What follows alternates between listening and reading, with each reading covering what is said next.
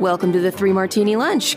Grab a stool next to Greg Columbus of Radio America and Jim Garrity of National Review. Three Martinis coming up.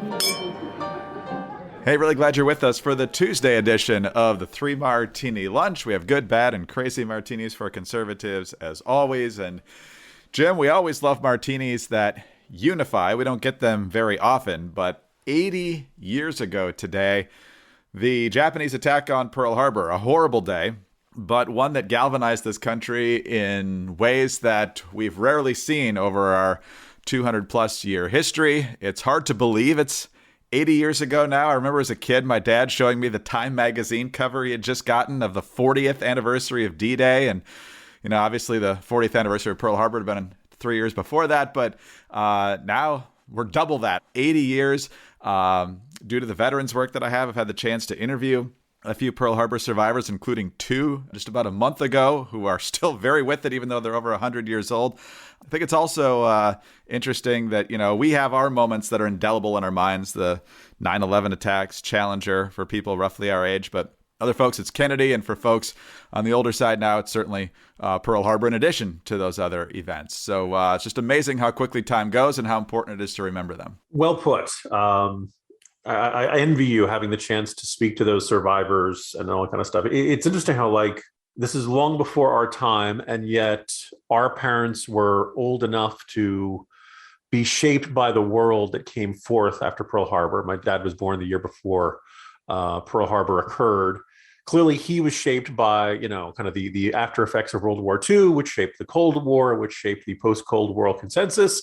And of course, we are now well past the post-Cold War consensus. We all kind of, you know, everything that happens ends up having these kind of reverberations throughout history. And I think you can still kind of feel like it today. We talk about 9/11 as the Pearl Harbor of our generation. People warn about a cyber Pearl Harbor. It has become this cultural touchstone for a surprise attack that leaves us temporarily devastated, thankfully not, you know, long-term devastated. It was like, as you said, it was a galvanizing moment. But anyway, it was indeed a day that will live in infamy. But I think it also is remembered as the awakening of a sleeping giant, and it was but you know, ironically, the beginning of the end for Imperial Japan. Oh, absolutely. Yeah, absolutely. It's amazing the fact that we won two different wars, essentially, two different fronts in less than 4 years. But yeah, so 80 years ago, if you know any World War II vets and certainly any Pearl Harbor vets, those numbers are lower now. 16 million in uniform during World War II, about 300,000 left. And I think it's just probably a couple hundred Pearl Harbor vets. If you know them, reach out to them, and any vets that you know, say thank you. But very important to remember on this day. And it's good to see a lot of folks on social media and beyond doing that. But on to our regular fare here, Jim, and let's talk about conservatives being proved right again. We don't like the actual story that people are losing their jobs, but we say this over and over and over again. You think you're helping people by raising the minimum wage. Let me tell you something. You're not helping people. You're going to end up costing them their jobs because the margins on labor are pretty slim. And so when you force people to pay people more than potentially the value they bring into your business, they have no choice but to let them go. And not having a job, as it turns out, actually pays you less than a slightly smaller minimum wage. So the Foundation for Economic Education, FEE, with this story, St. Paul restaurants and retailers, St. Paul, Minnesota, began cutting jobs and reducing hours even before the city's new minimum wage went into effect in July last year, according to a pair of analyses commissioned by the Federal Reserve Bank of Minneapolis and the University of Minnesota. The research, published Sunday by the St. Paul Pioneer Press, shows that full-service restaurants saw a 16% decline in jobs, while limited service restaurants, such as fast food joints, saw a drop of 27%. Minneapolis, which began raising its minimum wage 2 years before St. Paul, lost nearly 3,000 restaurant jobs over the same period. Researchers said the findings suggest restaurants were fairly sensitive to the mandated wage hikes. Big surprise. And so businesses were forced to actually increase wages during the pandemic, which just added to the economic crunch of people not being able to dine in and obviously fewer customers coming in many cases. And so it's painful to have this lesson learned again, but we keep learning it. We saw it in Seattle when they went to 15 pretty much right away. You can't accomplish what you think you can accomplish by doing this. Greg, I noticed in our politics, we spend a lot of time arguing motives. Social media is particularly bad for encouraging this sort of thing. and you find yourself, if you're a conservative and you think a minimum wage hike is a bad idea, the odds are very good that at some point you're going to get told, you just want people to be poor. You hate the working poor. You're greedy. You're selfish. And, you just don't want to pay a few more pennies for your Big Mac or something like that. It's all about, you're a bad person. You want people to suffer, all that kind of stuff. I think it's safe to say that if minimum wage hikes worked and did not lead to layoffs and did not lead to complications and did not lead to slowdowns in hiring and did not lead to price hikes and all that, we'd be much bigger fans. If it worked the way it was supposed to, the supporters of minimum wage hikes would have a much stronger argument. Unfortunately, the world is complicated. The world does not always work out the way you do. And when you decide we're going to force employers to pay workers more money, well, then employers don't just necessarily say, okay, I'm going to happily embrace having smaller profits. I'm a big corporation. I'm going to happily embrace having smaller dividends for my investors. I'm going to happily embrace paying less for, the potatoes that McDonald's uses to make French fries and stuff like that. No, but inevitably that money's got to come from somewhere. And very often, one group of workers benefits at the expense of another group of workers, or the workers in the here and now get hurt by a slower rate of hiring for future people who need to go find out and get work. There's another recent example of this about how the world doesn't always work the way you think it should. I have colleagues and friends and folks who very strongly believe that prostitution should be legalized. And I have friends and very smart people who believe, no, it definitely should not be legalized. It is a very bad thing that breeds criminality. And despite the argument that it's a victimless crime, only bad things happen. Well, over in Europe, quite a few countries have legalized prostitution. A lot of people say, oh, well, that's good, right? That, you just have an exchanging of goods, money for services, so to speak, and everybody lives happily ever after. That's not a happy ending joke, but you can, come to the conclusions you like.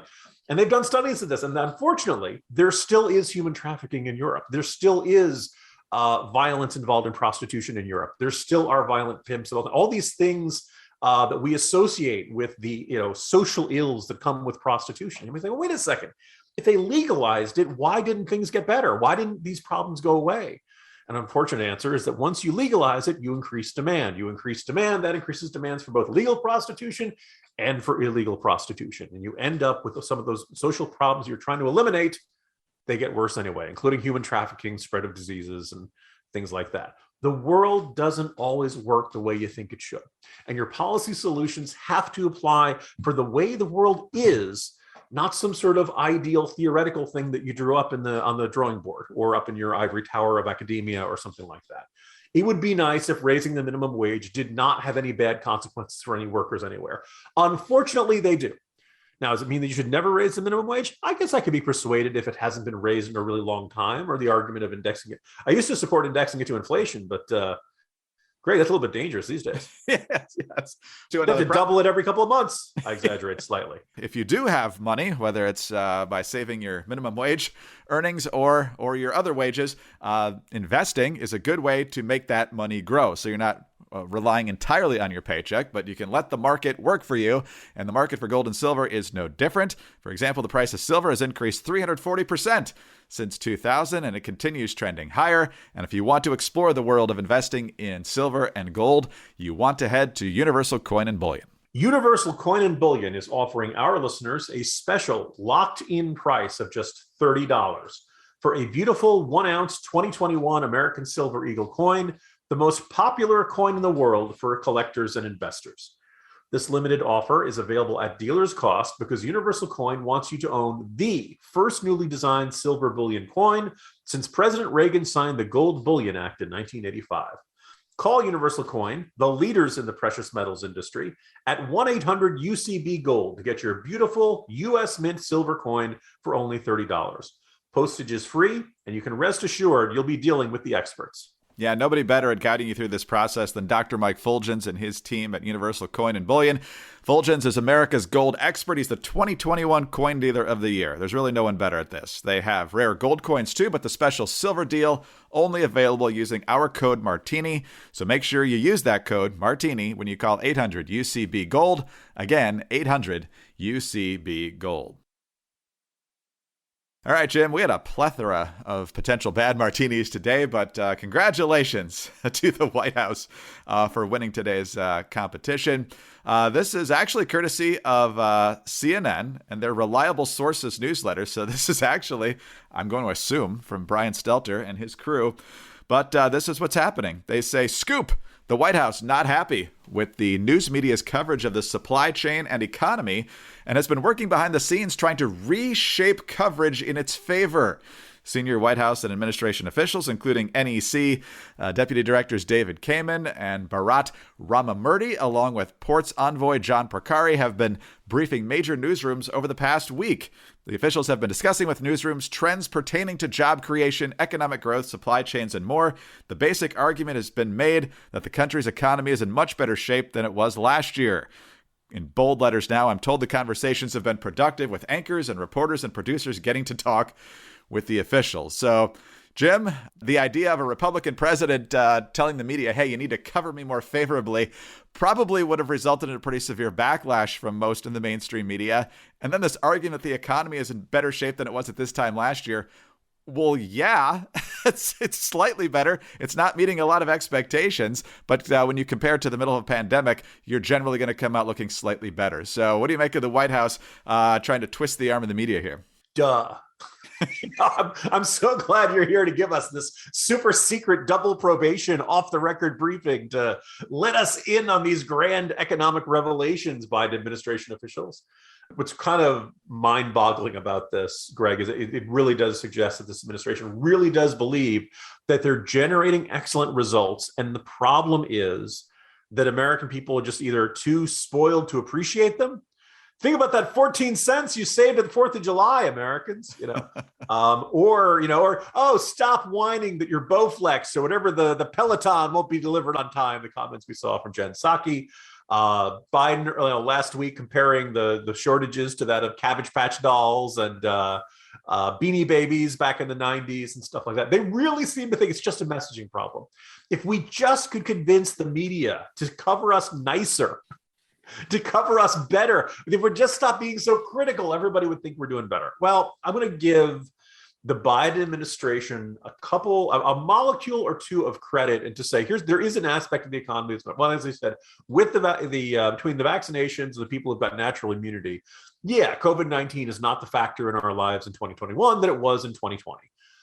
We're still waiting to see on the Omicron variant. There's some reports that say it seems like it's super duper contagious, but it's not any more virulent. In fact, most of the people in South Africa have pretty mild cases. Hey, if that's the case, great news. Don't have to worry as much. And the other aspect of the economy that I think is doing well is, according to the Bureau of Labor Statistics, last business day of September, there are 10.4 million job openings in the country. One of the great ironies is that, when the economies gets bad, people get laid off, unemployment rises. Generally the response of a president or Congress, we have to figure out how to create jobs. We're going to enact policies that are going to help people. We've actually created a lot of jobs. We've 10.4 million job openings. I think at one point it was as high as 10.9 million. As I'd like to point out, you see help wanted signs, and then you see we're hiring signs, and then you start seeing please be patient, we are understaffed signs. That's actually not that. So there's one aspect of the economy, job creation, that's actually doing quite well. There are really what we have is a labor shortage. Really, we don't have people in those jobs, which is causing all these businesses to have a much harder time serving their customers and making ends meet. We have a supply chain crisis, which, oh, by the way, is not any better. I want to give a shout out to my colleague, Dominic Pino, who looked at the numbers for the ports out in California, Los Angeles and Long Beach. And it looked like, last week I'd reported, said, actually, according to this, the number of ships waiting has declined quite a bit. It's actually not the case at all. What they did was they sent the ships that were apparently idling and emitting fumes or something like that. They sent them further out beyond the measuring stick. So they're no longer counted as waiting for a port space. So actually, it's a little bit higher than it was in November. They couldn't actually improve the rate of getting the ships in and out, so they just changed the way they counted them and then touted it as a 40% reduction. It's not the case at all. High gas prices are really bad. Prices have gone down 3 cents in the last 2 weeks. Woo! We're all living better. That's 3 cents is the national average per gallon. Food prices are super duper high, as everybody recognizes they were buying their Thanksgiving dinners.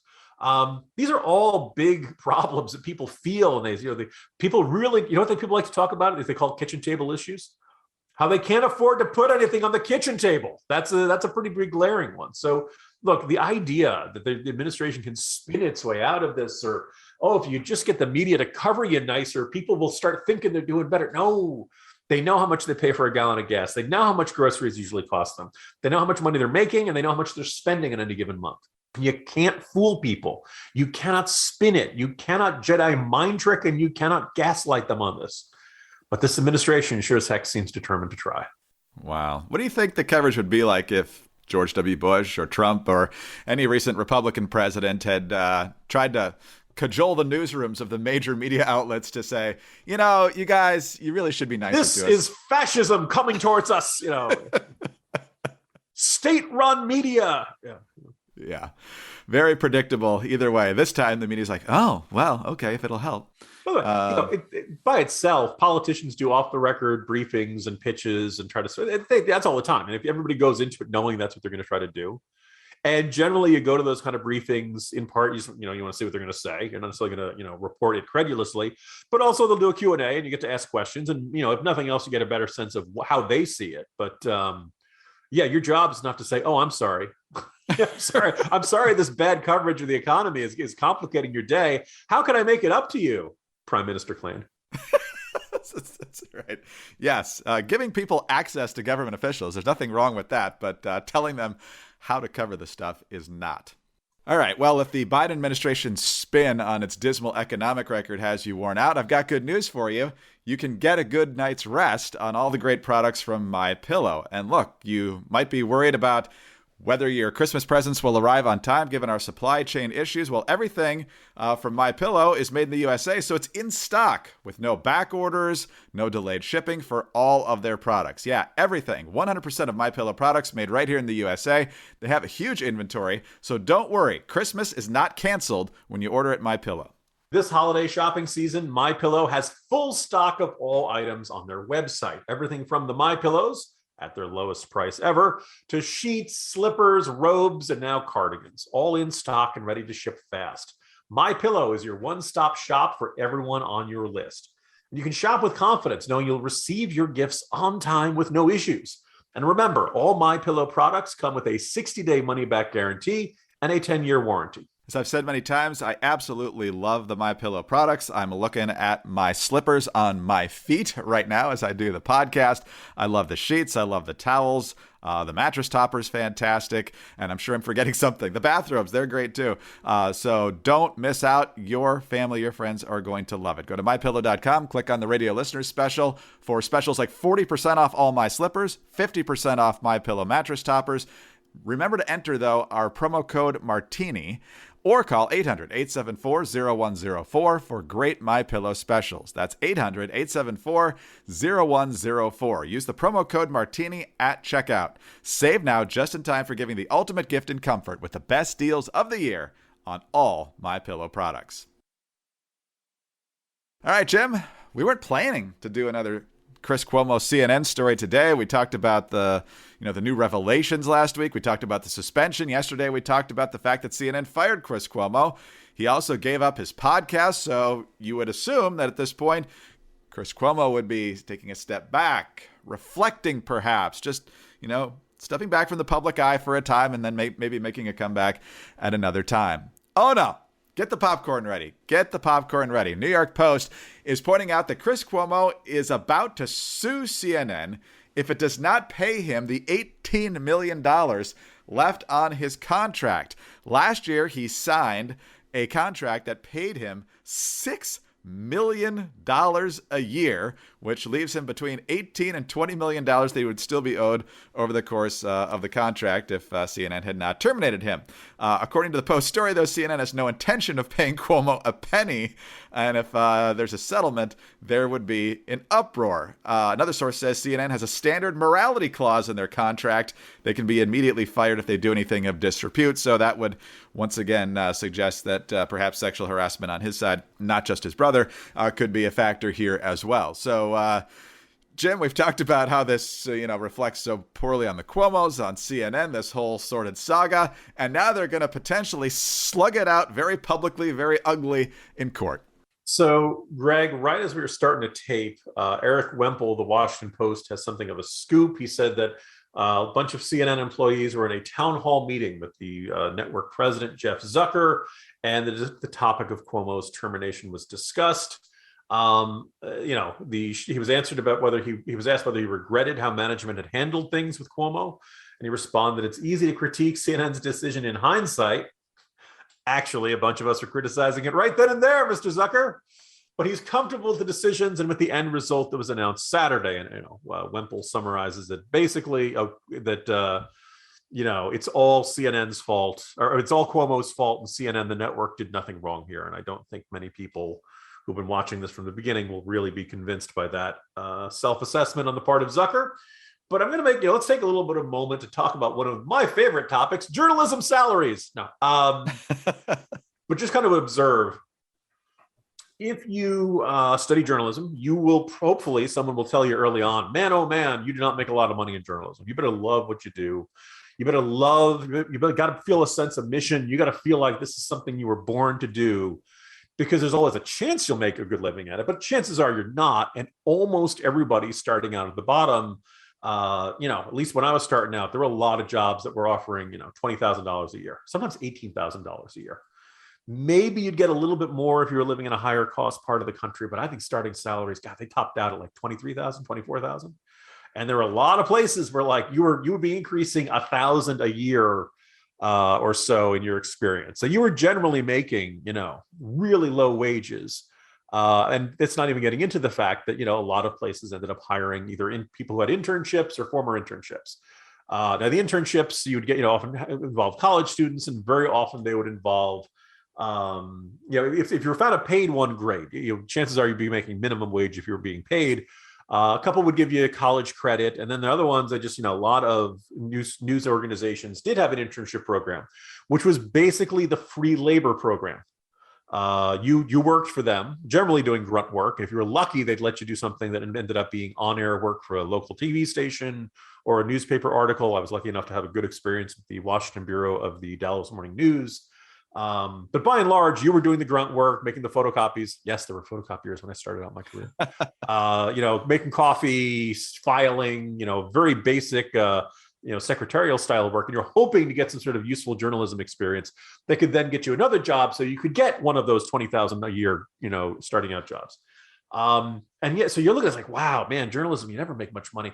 And then you look at the world of television journalism, particularly network news journalism. Man, oh man, the people up there make a ton of money. I mean, sometimes you hear about them, they're a couple million a year. If you're anchoring a show and it's in prime time, you're making minimum $1 million a year. A lot of cases, maybe there are a couple who are making in the modest six figures, but a lot of them are knocking the door at seven figures. And I guess that's fine. But I never want to begrudge somebody else for making a lot of money. But it does seem like an organization which, oh, by the way, is really eager to trash other industries for having low wages or not treating workers well or something like that. Boy, journalism does not like to do that. And oh, by the way, you may recall, remember Chelsea Clinton when she decided she wanted to work for NBC News? Oh, yeah. And she made like, what was it, $1 million a year? It was at minimum really high six figures. And people pointed out that like you could hire at the normal wages like 3 or 4 correspondents for the amount of money that Chelsea Clinton was making to, I believe she interviewed the gecko from Geico once. I think that was her big scoop. Now, why did NBC News hire Chelsea Clinton? Because they wanted to be on good terms with Hillary Clinton. And hopefully this would get them exclusive interviews and all kinds of stuff like that. Look, I'm just one guy. Do I wish I made more? Sure. I'm sure everybody in this industry does. I just look at things like this and say, when your network anchor, who I don't think is all that great, that's the other thing, is like, in the end, most of the time, Chris Cuomo is reading off a teleprompter. I suppose his interviewing skills require a certain amount of ability to think on his feet, but by and large, actually, I would argue television journalists, they certainly aren't shoe leather reporters. They certainly aren't, the ones going out and doing all the interviews. There are generally a whole bunch of producers who do basically gather the story before the, say, 60 Minutes, star reporter sits down for the interview or something like that. Conducting a good television interview is a skill. I think you should be paid well for it.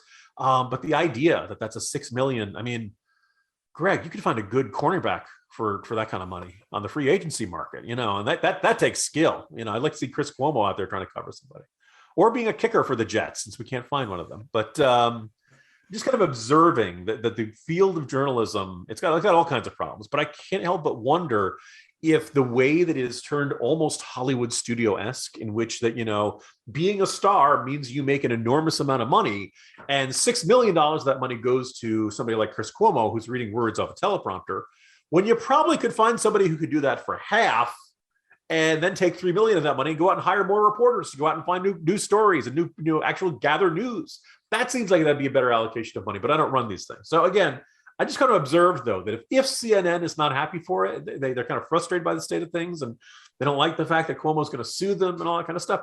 Maybe we should just stop treating television news anchors as if they are Hollywood stars or CEOs or somebody like that. And maybe they don't need these huge things. That maybe in the end, like there was an interesting argument who said that, and I think when you saw saw Fox News shuffle its anchors a few years back, that the 8 o'clock anchor was always going to get the highest ratings. The 9 o'clock anchor was always going to get the next highest rankings.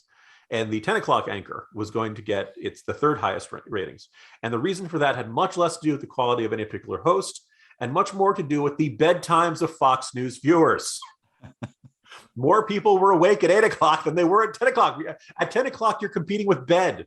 I do believe there was some sort of recent quarterly update from Netflix in which they said one of their major market competitors is sleep, and that's kind of the state of things for television ratings and stuff. So as far as I'm concerned, it's a free market. I believe in the free market network, but if CNN's not happy with what they're getting, maybe the structure and maybe the entire field of journalism, which we pay this pittance to people, and by the way, only people who are independently wealthy can afford to start in this industry. You think that's going to, affect who ends up walking through the door? You think that's going to affect who rises up through the ranks?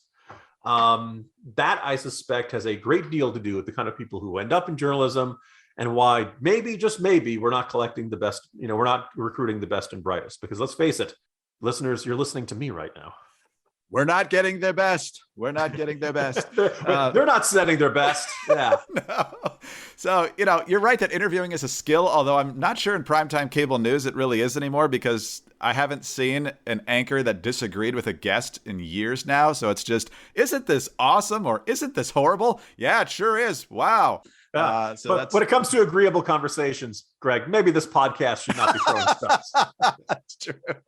That's true. But man, I can't really disagree when the Bears play the Jets. That's Yeah, seriously. Yeah, the Bears and the Jets have certainly wasted more than $6 million a year on certain contracts over the years. There's no doubt about that. But I cannot wait for discovery in this case. This could be really, really juicy in both directions. And it might mean that this doesn't actually happen when folks think about this. But we'll see. Nonetheless, this saga plays on. Jim, as always, a lot of fun to be with you. See you tomorrow. See you tomorrow, Greg. Jim Garrity, National Review. I'm Greg Corombos of Radio America. Thanks so much for being with us today. Do subscribe to the podcast. Tell your friends about us. Thank you so much for your 5-star ratings and your kind reviews. Get us on those home devices. All you have to say is play 3 Martini Lunch podcast. Follow us on Twitter. He's at Jim Garrity. I'm at Dateline_DC. Have a great Tuesday. And please join us on Wednesday for the next 3 Martini Lunch. Hi, this is Greg Corombos, and I'm here with Dr. Mike Fulgens, the president of Universal Coin and Bullion. He was recently named the 2021 Dealer of the Year by the American Numismatic Association. Mike, one of the reasons I like Universal Coin and Bullion as a sponsor is because the people tasked with stopping counterfeiting and fraud come to you for advice. No one's more knowledgeable or more trusted on these issues. Tell us about your background and how it's unique. Well, I started collecting at the age of 7. Was president of the local coin club at 18 and state coin show chairman. And then I went to work for the American Numismatic Association in Colorado Springs. I taught classes on counterfeit detection and grading coins to collectors, dealers, law enforcement, and then went into business, but went back to Colorado every summer for 20 years to teach about collecting, grading, and counterfeit detection. I've since talked to the Attorney General of Texas and helped him with the Consumer Protection Guide and the Federal Trade Commission, and consulted for the U.S. Mint, the Royal Canadian Mint, and others. So I'm well positioned to help the public know that they're getting a genuine, high-quality product at a very good price. Dr. Mike Fulgens is recognized as America's gold expert by the U.S. government. Contact Mike and his team of professionals at Universal Coin and Bullion to own your gold and silver coins now. Call 1-800-UCB-GOLD.